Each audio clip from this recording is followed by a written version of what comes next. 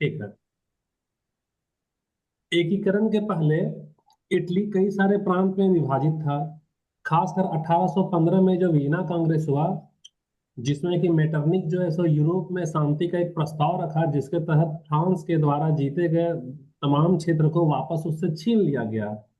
और एक भाषा और एक संस्कृति होने के बावजूद भी इटली को एक देश के रूप में नहीं जोड़कर उसके कई सारे प्रांतों में विभाजित कर दिया गया।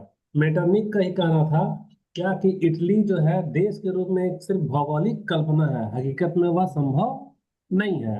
और मेटरनिक जो है वह किससे संबंध रखता था? ऑस्ट्रिया से संबंध रखता था।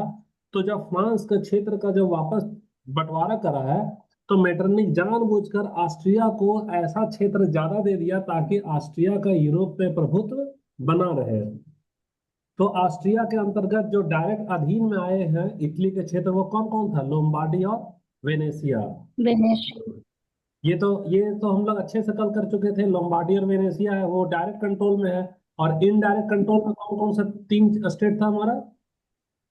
परमा, मेडिना ये और परमा, टस्कनी। मेडेना और टस्कनी। ये तो इनडायरेक्ट है। और डायरेक्ट में क्या आ गया? लोम्बार्डी और वेनेसिया। पेपल राज यहाँ पे किसका किसका सत्ता चलता था? यहाँ पे चर्च का। चर्च। चर्च का चल रहा था। और ये जो सिसिली है, यहाँ ये जो सिसिली का जो द्वीप समूह है, इसमें किसका कौन सा ये हमारा राजवंश था? कौन सा राजवंश? राजवंश था। राजवंश। पिडमांट और सार्डिनिया, यहाँ भी हमारा कैसा था? राजवंश था। दोनों में अंतर क्या था? दोनों में अंतर हमारा ये है कि यहाँ वाला जो राजवंश है वह जनता की भलाई के लिए था और जनता को संवैधानिक अधिकार दिया था। ये जनता के लिए था राजवंश। और यहाँ का राजवंश कैसा राजवंश था? क्रूर था। कैसा था? क्रूर था। क्रूरता। अच्छा, यहाँ तक तो हम लोग क्लियर कर चुके हैं। अब हम लोग ये देखे हैं कि कौन कौन से लोग इसका विरोध कर रहे थे, तो विरोध वाला भी हमारा चर्चा अच्छा सा हो गया। अब आज का टॉपिक में हमको देखना है कि कौन से ऐसे लोग थे जो कि एकीकरण चाहते थे। क्या चाहते थे? इटली का एक। एकीकरण। स्क्रीन शेयर हो रहा है सभी को? जी सर।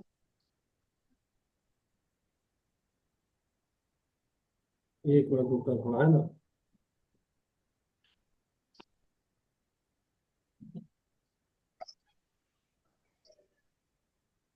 इटली का एकीकरण में देखो, चार ही नेता के बारे में पढ़ना है। और उसी चार नेता से ही नाम आएगा तुम्हारा एग्जाम में। जो भी आना रहेगा ना, सिर्फ उसी चार से ही आता है। फॉन्ट को लेकर कोई प्रॉब्लम तो नहीं है किसी को? अक्षर साफ साफ मोबाइल में दिखाई दे रहा है? दिख रहा है सर। क्या लिखा हुआ है स्क्रीन में बताना। इटली के एकीकरण में चार प्रमुख नेताओं का तुलनात्मक अध्ययन। हाँ, तो चार ही प्रमुख नेता है जो इटली का एकीकरण में अपनी महत्वपूर्ण भूमिका निभाए। और दोनों का समय काल अलग अलग रहा। कोई एक साल आगे जन्मा, कोई एक साल पीछे जन्मा, कोई 15 साल आगे जन्मा। तो बुक में जब पढ़ोगे ना तो बहुत कंफ्यूजन होगा। वहां एक साथ नहीं दिया है कि किसका कब जन्म हुआ और कब क्या करा। तो हम जो नोट्स बनाए हैं उसमें चारों नेता का जीवनी भी डाल दिए, चारों नेता का कब जन्म हुआ और चारों नेता का योगदान क्या रहा। वैसा करके हम लोग करेंगे ताकि एकीकरण को अच्छे से हम लोग समझ सकें।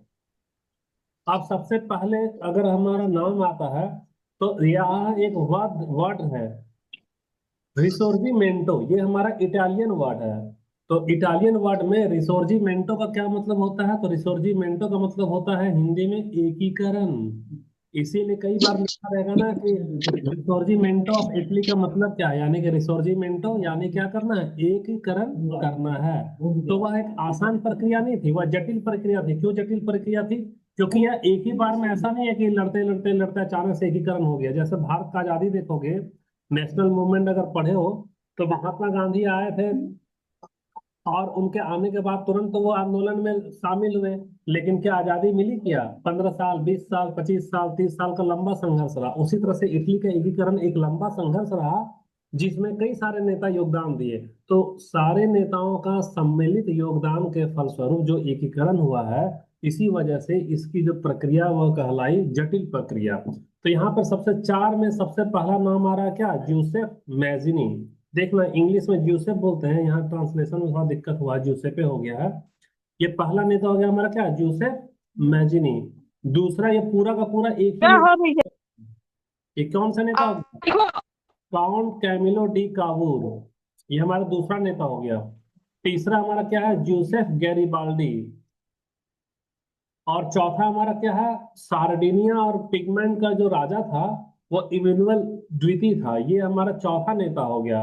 यानी कि तीन तो हमारे जन साधारण हो गए, और चौथा राजवंश से एक प्रतिनिधि है जो पिगमेंट और सार्डिनिया का राजा था, और वह भी इटली के एकीकरण का समर्थन किया। तो इसको देखो यहाँ मैप में थोड़ा सा दिखाते हैं। ये ऐसा बोल तो रहे हैं लेकिन किसी को समझ में नहीं आ रहा होगा। ये हमारा मैप हो गया है ना। मैप में किंग विक्टर इमैनुअल, तो किंग विक्टर इमैनुअल है वो कहाँ पे शासन कर रहा था बता सकते हो? मैप में अगर देखोगे तो ये है हमारा सार्डिनिया, और ये है हमारा पिडमॉन्ट। यहाँ का जो राजा है वो कौन है? किंग विक्टर एमेनुअल द्वितीय है।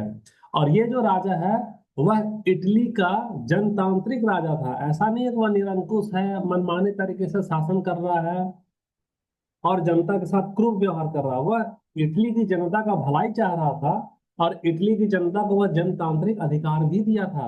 इसीलिए यहाँ का राजा जब देखा कि मैजिनी आगे बढ़ गया, गैरिबाल्डी आगे आकर मदद कर रहा है, काउंट काबूर भी आगे आकर मदद कर रहा है, तो यहाँ का राजा भी बोला कि नहीं, हमारा भी फर्ज है कि सारे के सारा जो इटली है इसको क्या करो, एक बनाओ। अच्छा, ये लोग क्यों विरोध कर रहे थे? क्योंकि यहाँ पर याद रखना कि बीच में हल्का सा ऑस्ट्रिया यहाँ लिखा हुआ, देखो यहाँ पे ऑस्ट्रिया की सरकार थी। वह नहीं चाहती थी कि हमारा फ्रांस को छीन लिया जाए।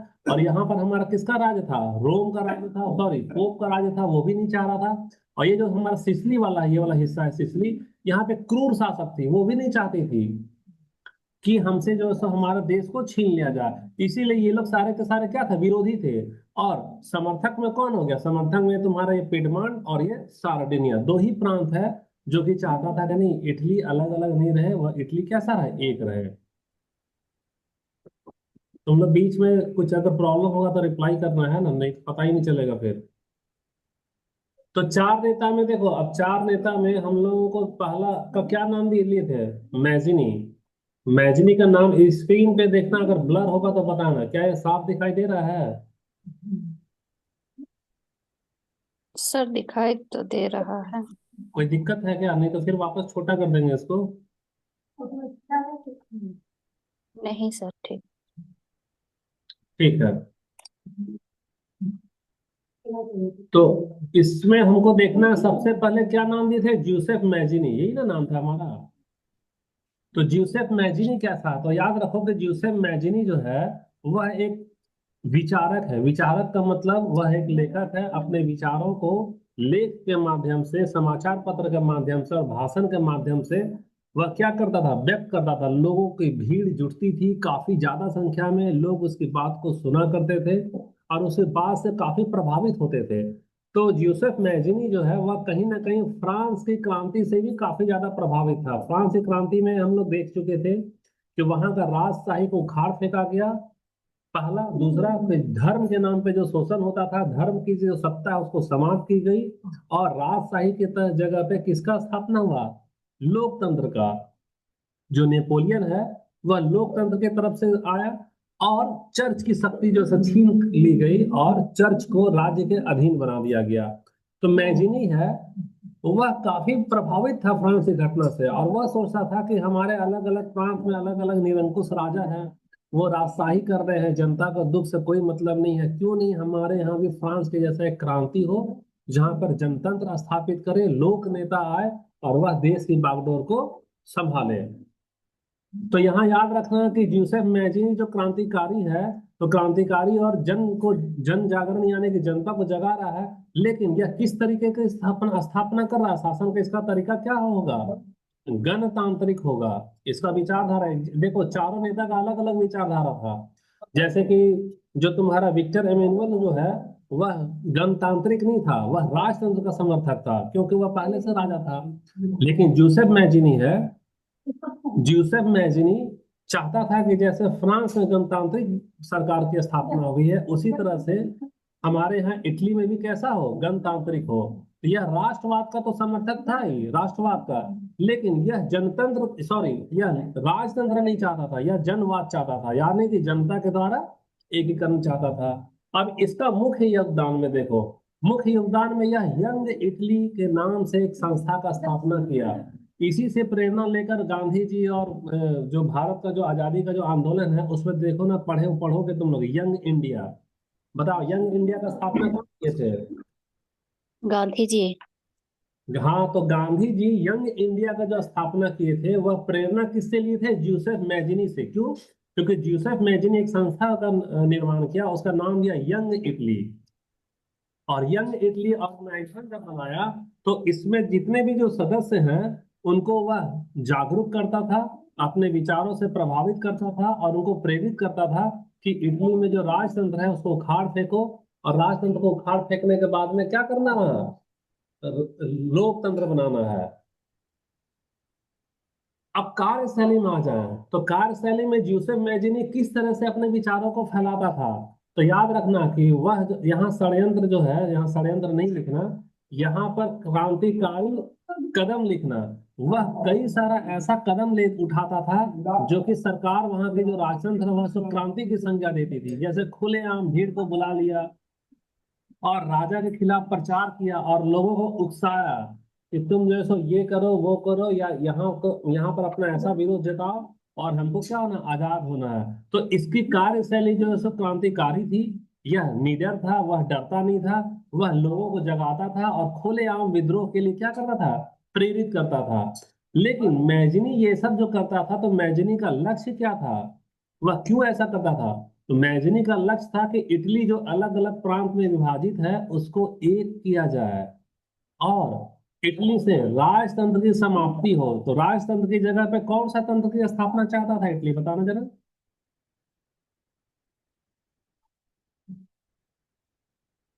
हम म्यूट करके बैठे हो तो गणतंत्र। गणतंत्र का, ठीक है।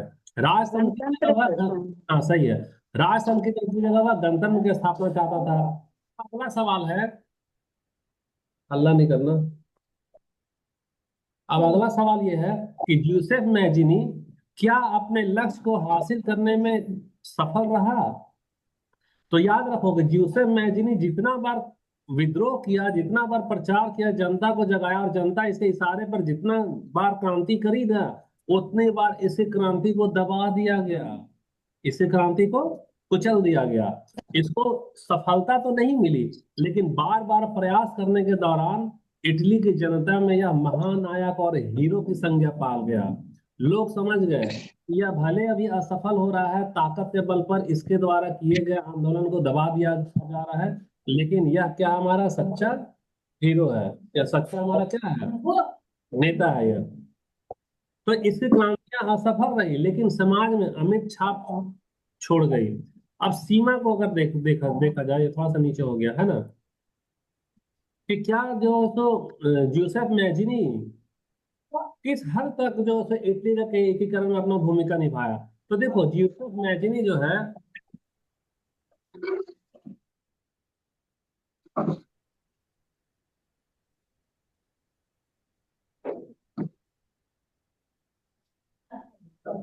देखो जोसेफ मैजिनी जो है वह कूटनीति में कमजोर था। जैसे हमारे एक है ना चाणक्य, कि उनको भी शक्ति नहीं थी लेकिन नंदवंश को अपना कूटनीति से, अपना दिमाग से हरा दिए। तो मैजिनी के बारे में उसका अगर निगेटिव पॉइंट अगर आता है तुलनात्मक अध्ययन में देखते हैं, तो वह कूटनीति यानी कि दिमाग से उतना वह चालाक नहीं हो पाया। कि सेना अगर उसके पास नहीं है, उतना अच्छा इसके पास में शस्त्र अस्त्र नहीं है, तो कैसे हम जनता को एक कर कर कैसे हम जो उस राजा को हरा दें? तो इस मामले में वह क्या रहा, कमजोर रहा। और वह जो भी सोचता था वह व्यवहार में लाना क्या था उस समय में असंभव था। जैसे देखो, अब अवास्तविक और अव्यवहारिक का मतलब हम बताते हैं क्या होता है। हम लोग किताब में पढ़े हैं कि सड़क के हमेशा बायां चलना चाहिए, वो तो नैतिकता का पाठ है, लेकिन हम लोग सड़क पे हमेशा बायां थोड़ी चलते हैं। सामने से ट्रक आ गया, कोई राहगीर आ गया तो दायां भी चल गया। तो वैसा सिद्धांत जो सिर्फ किताबों में शोभा दे, रियल लाइफ में आजमाना उसको मुश्किल है, उसको कहते हैं अवास्तविक। तो ये जो ख्याल करता था ना कि नहीं, फ्रांस में जो है सो हो गया है राजतंत्र उखाड़ फेंका है, हमारे यहाँ भी लोकतंत्र होना चाहिए, उस समय में इटली में राजतंत्र इतना ज्यादा हावी था कि वह धरातल पे लाना संभव नहीं था। इसलिए इसकी इसको क्या बोला गया, अवास्तविक बोला गया। और राजनीति जो है सो यह व्यवहारिक करता था, यानी कि लोगों का ध्यान रखता था, जनता की भलाई की बात करता था और राष्ट्रतंत्र की बुराई की बात करता था। तो ये जो अभी हम लोग चर्चा की है, ये चर्चा हमारा किस नेता से संबंधित है, जोसेफ मैजनी से। हम्म, अगला देखो, स्क्रीन पे क्या दिखाई दे रहा है बताना। Count Camillo di Cavour. हाँ, यही पूरा नाम है इसका। शॉर्ट में इसको कॉन कावोर बोलते हैं, लेकिन इसका पूरा नाम हो गया हमारा कॉन कैमिलो डी कावोर। तो मैजनी के बाद में दूसरा जो शख्सियत है जो इटली में उभर कर आया है, उसका नाम क्या है, कॉन कैमिलो डी कावोर। इसमें से अब देखो, सबसे पहले यह मुख्य भूमिका, यानी कि इटली का एकीकरण में यह क्या भूमिका निभाया, तो सबसे पहले यह राजनेता था, राजनीतिक था यह बहुत ही अच्छा कूटनीतिज्ञ था। और बहुत ही अच्छा यह प्लानिंग भी करता था। कूटनीतिज्ञ का मतलब अगर इसके पास ताकत नहीं है तो यह दिमाग का ऐसा इस्तेमाल कर रहा है ताकि वह सामने वाला प्रतिद्वंदी मजबूत सेना होने के बावजूद भी इसके कूटनीति से हार जाए। आप देखो विचारधारा में अंतर देखो, यहाँ विचारधारा में जो कौन काबुल है वह राजतंत्र का समर्थक था, लेकिन राजतंत्र कैसा होना चाहिए, संवैधानिक। दो तरीका का राजतंत्र है, एक तो हो गया हमारा राजतंत्र निरंकुश राजतंत्र, जिसमें राजा जो है वह जनता की भलाई और जनता का दुख दर्द से कोई भी मतलब नहीं रखता है। और एक है संवैधानिक राजतंत्र। संवैधानिक राजतंत्र का मतलब राजा को जनता ही बनाया है, और जनता जब तक राजी है तभी तक राजा का गद्दी है। अगर जनता राजी नहीं होगी तो गद्दी से राजा को हटाकर किसी दूसरे राजा को बना दिया जाएगा। और संवैधानिक राजतंत्र में यह विशेषता होती है कि जो भी राजतंत्र जो चल रहा है, जो राजा है वहां का, वह नागरिकों को मूल अधिकार भी दिया है और नागरिकों की भलाई का भी काम कर रहा है। और वह नागरिकों के लिए राजा का कार्य कर रहा है, ना कि खुद के वंश के लिए।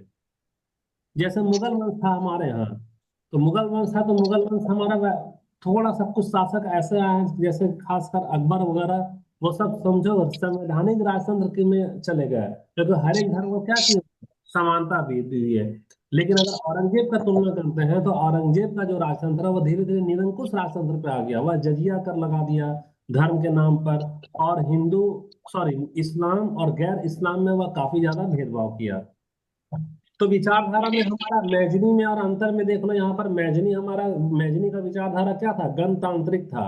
ये कैसा है, गणतांत्रिक, यह राजतंत्र को पसंद नहीं करता था मैजनी। लेकिन अगर कौन काबुर की बात करेंगे तो कौन काबुर राजतंत्र को पसंद करता था, लेकिन राजतंत्र निरंकुश नहीं होना चाहिए, कैसा होना चाहिए, संवैधानिक होना चाहिए।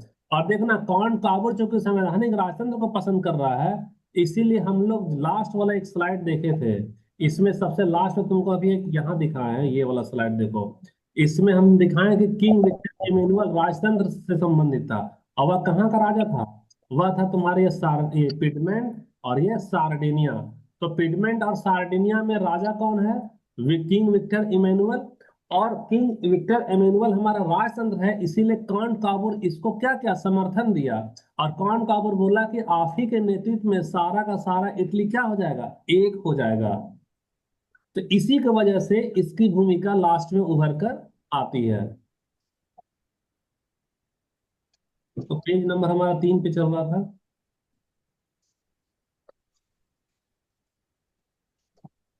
आप देखो यह योगदान क्या किया है। हाँ, तो कॉन कॉपर सबसे पहले व्यवहारिक था, यानी कि वह जानता था कि जो किताबें खाली की, जो नियम और जो सिद्धांत सिर्फ पुस्तकों में ही संभव है, रियल लाइफ में नहीं है, उसको वह नहीं अपनाता था। और जो नियम रियल लाइफ में संभव है उसको वह अपनाता था, और उसकी कूटनीति बहुत ही तगड़ी थी। तो वह योगदान क्या दिया इटली के एकीकरण में, सबसे पहले सार्डिनिया को काफी क्या बनाया, शक्तिशाली बनाया। सार्डिनिया का मैप सभी को याद है कहाँ पे है, जी सर। कहाँ पे है सार्डिनिया का मैप बताना। सर दक्षिणी एरिया में है। दक्षिण एरिया में देखो, ये रहा हमारा सार्डिनिया, ये क्या है सार्डिनिया, और ये है पिडमॉन्ट। तो सबसे पहले सार्डिनिया का राजा विक्टर इमेनुअल है, वो उसको वो सपोर्ट कर रहा है कॉड का, वो तो सोचा कि ये राजा तभी ना राजा बनेगा जब इसको काफी शक्ति दे दे, प्रदान कर दे। तो वह राजनेता ऐसा था कि ऐसा सा नीति बनाने लगा जिससे इस प्रांत को काफी क्या है विकास होने में मदद मिली। और धीरे धीरे यह काफी क्या हो गया, शक्तिशाली हो गया। जब शक्तिशाली हो गया तो यहाँ के राजवंश को बोलता है कि हुजूर हम तो आपको समर्थन करते हैं, और हम चाहते हैं कि पूरा का पूरा ये जो प्रांत है सब किसके अंदर में आए, आपके अंडर में आए, और आप ही पूरे के पूरे इटली का क्या करें, नेतृत्व करें। तो इस वजह से वो सार्डिनिया को क्या कर रहा है, वो शक्तिशाली बना रहा है। कौन, कौन काबू। इसके लिए क्या किया, फ्रांस और ब्रिटेन से पहले दोस्ती किया, और फ्रांस और ब्रिटेन से दोस्ती करने के बाद ऑस्ट्रिया के खिलाफ जब लड़ाई हुई, तो वह क्या किया, फ्रांस की दोस्ती के सहारे फ्रांस का क्या ले लिया, समर्थन ले लिया। और समर्थन लेने के बाद में यह क्या किया, ऑस्ट्रिया को हरा दिया। ऑस्ट्रिया को तो हराया ही, और दक्षिणी राज्यों का भी विलय करा लिया, किससे, कूटनीति के माध्यम से, यानी कि यह छल से भी काम लिया और जरूरत पड़ने पे बल से भी काम लिया। इसकी कार्यशैली कैसी थी, तो यह अधिकतर जो है कूटनीति, यानी कि दूसरे देशों से संवाद करता था, दूसरे देश जैसे फ्रांस वगैरह हो गया, उससे वह दोस्ती करता था, उससे मदद लेता था, और गठबंधन बनाता था। कभी भी अकेला युद्ध में शामिल नहीं हुआ, गठबंधन बनाया है, और संसदीय प्रक्रिया का पालन किया, यानी कि जो भी युद्ध में शामिल होना है तो एक संसद बुलाया, मीटिंग बुलाया, मीटिंग में प्रस्ताव पारित किया, और ऐसा दिखलाता था इटली की जनता को कि यह निर्णय मेरा नहीं है, यह तो यहाँ की जनता का निर्णय है। अब इसका लक्ष्य क्या था, इसका लक्ष्य था कि सबसे पहले सार्डिनिया को इतना मजबूत बना दे कि सार्डिनिया के ही नेतृत्व में उत्तरी इटली का क्या हो जाए, एकीकरण हो जाए। अब देखना है कि क्या काबू सफल हुआ। तो उत्तरी इटली यानी कि ऊपर वाला जो इटली है, उसके एकीकरण में पूरी तरह से क्या हुआ, सफल रहा। इसीलिए इसको प्रमुख वास्तुकार बोला जाता है।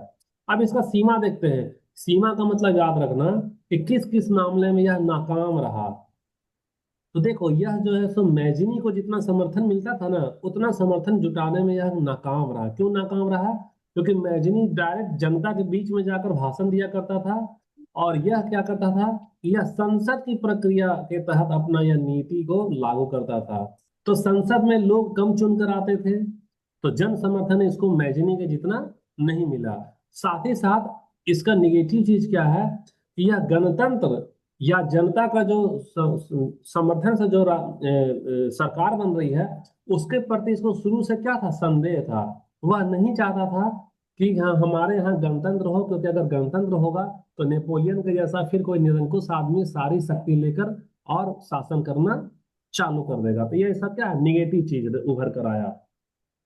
तो मैजिनी में और काउंट काबूर में जो मेन अंतर है, वो क्या आपको मेन अंतर दिख रहा है, कोई बता सकता है। सबसे पहले तो पहला अंतर ये हो गया कि मैजिनी राजतंत्र था का समर्थक था, और यह सॉरी मैजिनी गणतंत्र का समर्थक था। गणतंत्र। काउंट काबूर किसका समर्थक था, राजतंत्र का। दूसरा, मैजिनी कूटनीति में कमजोर था, तो काउंट काबूर कूटनीति में क्या है, ज्यादा था। और तीसरा है कि मैजिनी जनता के माध्यम से एकीकरण करना चाहता था, लेकिन कौन काबूर सार्डिनिया को ताकतवर बनाकर सार्डिनिया के नेतृत्व में एकीकरण करना चाहता था। ये दोनों स्लाइड में कोई किसी को कोई परेशानी तो नहीं है। No sir. ठीक है, अब अगला हमारा क्या रहा है, जूसेफ गैरिबाल्डी। ये कौन सा नेता हो गया, ये तीसरा नंबर नेता हो गया। तो तीसरा नंबर नेता में जूसेफ गैरिबाल्डी का तुम लोग हल्का सा तब तक के लिए स्क्रीनशॉट ले लो, क्योंकि पेन चला देंगे तो वो गंदा हो जाएगा।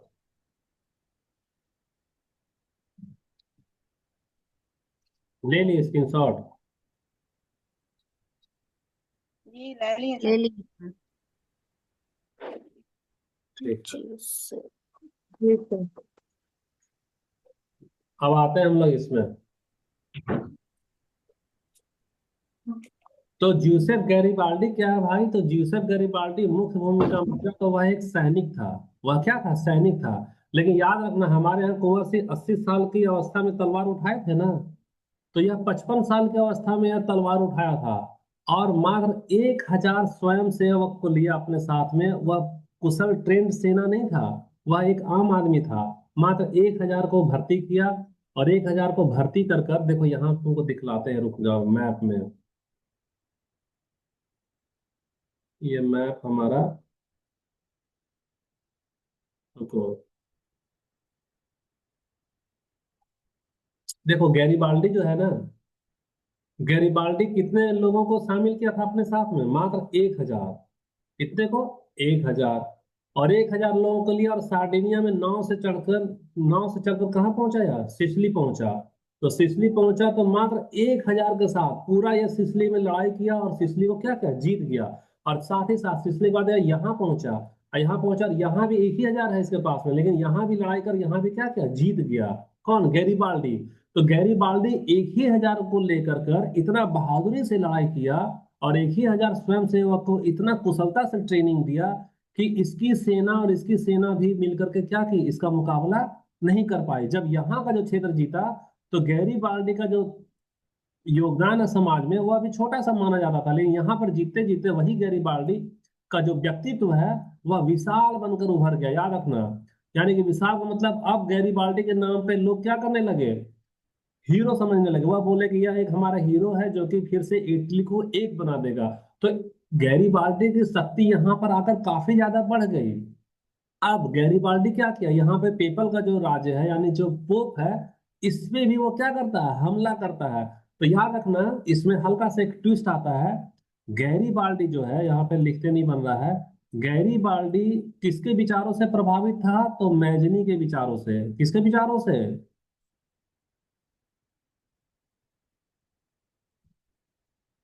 रिप्लाई करना तुम लोग, मैजनी के विचारों से। गैरीबाल्डी जब मैजनी के विचारों से प्रभावित था तो मैजनी क्या चाहता था कि एकीकरण तो हो, लेकिन राजतंत्र के तरीके से हो कि गणतंत्र के तरीके से हो। ये बताओ, मैजनी किसका समर्थन था एकीकरण में, राजतंत्र का स्थापना चाहता था कि गणतंत्र का स्थापना, बताना जरा। गणतंत्र का। गणतंत्र का, हाँ। तो जब गणतंत्र का स्थापना चाहता था तो गैरीबाल्डी यहाँ तक जीत गया। और जब पेपल राज पे हमला किया तो पेपल पे हमला किया तो यहाँ पर हमारा कौन है, काउंट काबूर। कौन, काबूर। तो काउंट काबूर जानता था कि गैरीबाल्डी जो है अगर इसको भी जीत जाएगा तो यह एकीकरण में गणतंत्र का सहारा लेगा। और गणतंत्र के प्रति काउंट काबूर को क्या था, संदेह था। वह सोचता था कि गणतंत्र के तरीके से फिर से नेपोलियन जैसा कोई निरंकुश शासक उभर कर आ जाएगा। तो यहाँ पर जल्दी से काउंट काबूर जो है सो जाता है किसके पास, गैरीबाल्डी के पास में। गैरीबाल्डी के पास में गया काउंट काबूर और इससे दोस्ती किया और इसको देश की भविष्य के लिए क्या किया, रोक दिया। बोला कि देखो हमारा लक्ष्य भी देश के लिए है एकीकरण और तुम्हारा भी लक्ष्य है देश के लिए एकीकरण, लेकिन तुम मैजनी की बात से प्रभावित हो और तुम गणतंत्र की स्थापना करोगे तो फिर से नेपोलियन जैसा कोई निरंकुश आ जाएगा। तो तुम क्या करो, मेरा साथ दो। सार्डिनिया का राजा बहुत अच्छा आदमी है, उसका नाम विक्टर इमैनुअल द्वितीय है और वह राजतंत्र का समर्थक है। और हम लोग पूरे देश में राजतंत्र की स्थापना करेंगे और राजतंत्र में सार्डिनिया का राजा को पूरे इटली का राजा बना देंगे और उसी के अधीन में इटली का क्या होगा, विकास होगा। तो गैरीबाल्डी एक सच्चा राष्ट्र सेवक था।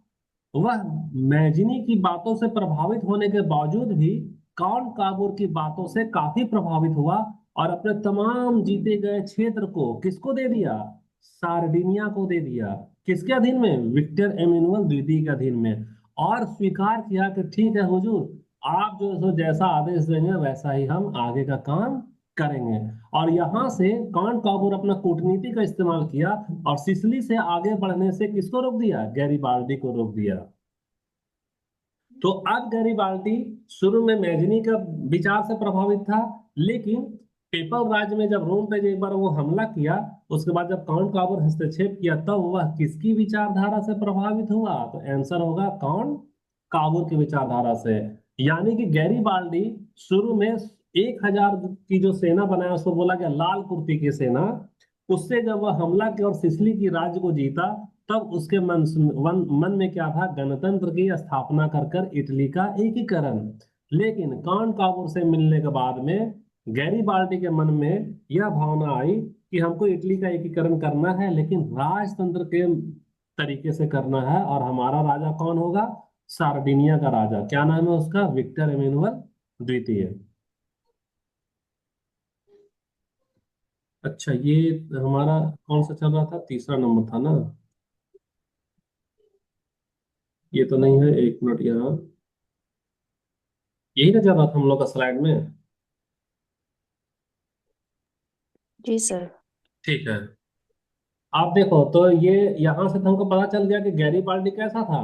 तो एक सैनिक था, वह जनरल था और क्रांतिकारी का क्या था, नायक था। वह खुद ही लड़ने के लिए आता था। अब उसकी विचारधारा कैसे है, तो वह क्रांतिकारी है और काफी ज्यादा राष्ट्रवादी है। वह राष्ट्र के लिए मर मिटने को तैयार होता था। उसको जनता काफी समर्थन देती थी और वह डायरेक्ट एक्शन में इन्वॉल्व रहता था। मतलब ये नहीं है कि बोलता था कि तुम आगे बढ़ो हम पीछे से रहेंगे, ऐसा नहीं। जैसे मैजनी वगैरह क्या है, वह सैनिक नहीं था, वह सिर्फ भाषण देता था, लोगों को भीड़ को जगाता था और भीड़ क्या करती थी, विद्रोह करती थी। लेकिन मैजनी नेतृत्व तो नहीं कर पाता था क्योंकि उसमें सैनिक क्षमता नहीं थी। लेकिन गैरीबाल्डी में सैनिक क्षमता थी और वह भीड़ का सीधा नेतृत्व करता था और सीधा वह कार्रवाई भी करता था। कौन?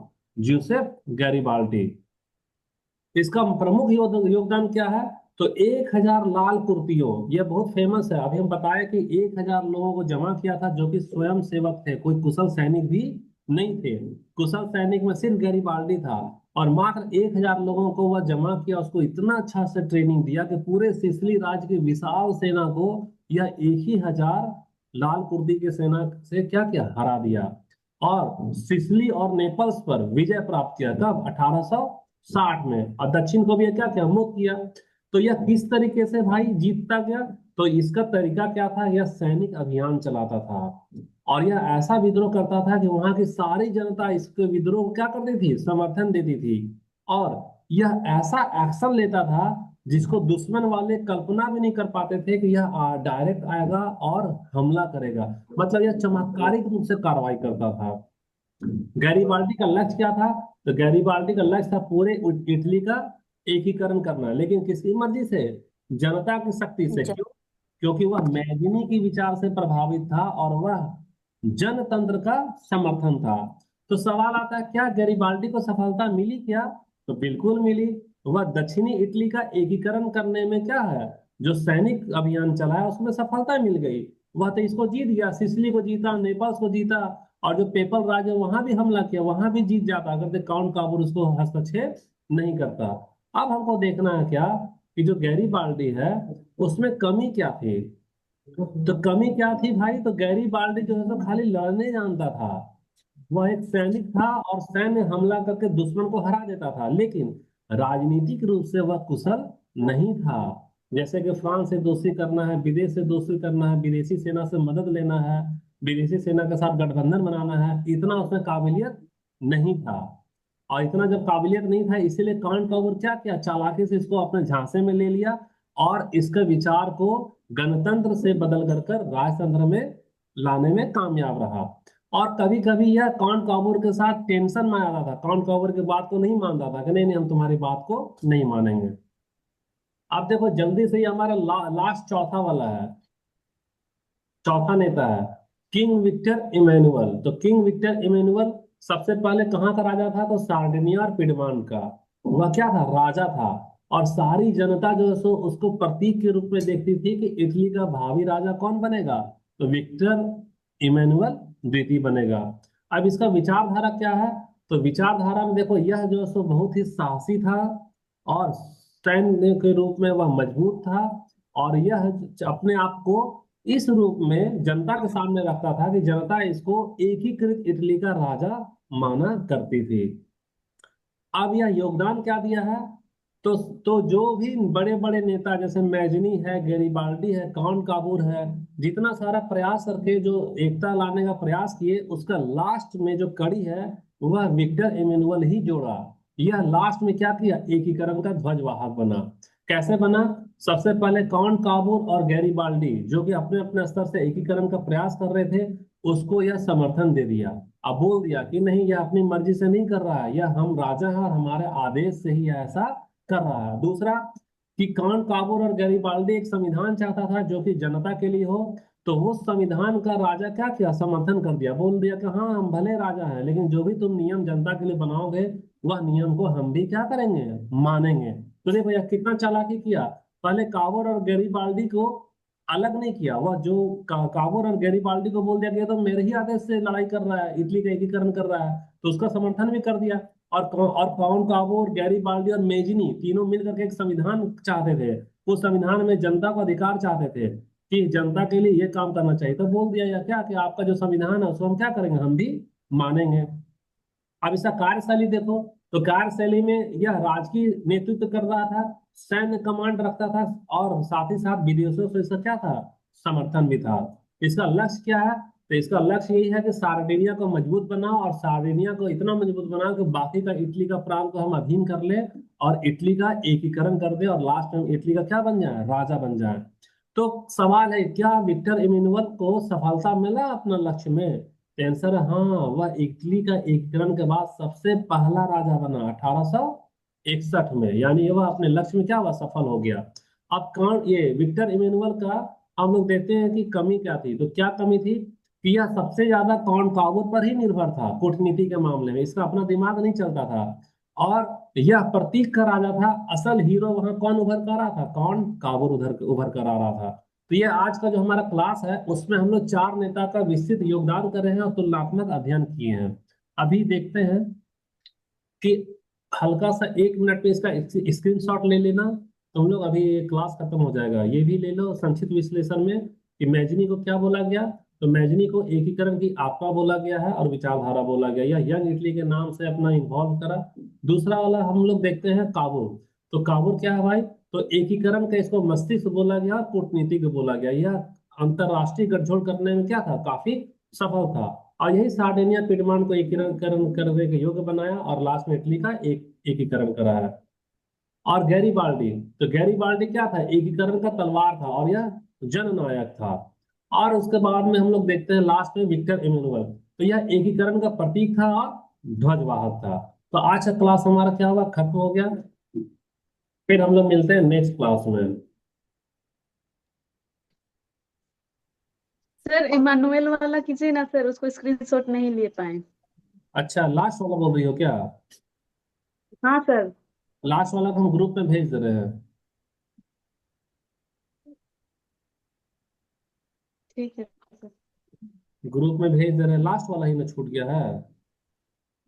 हाँ सर। देखो ग्रुप में क्या है।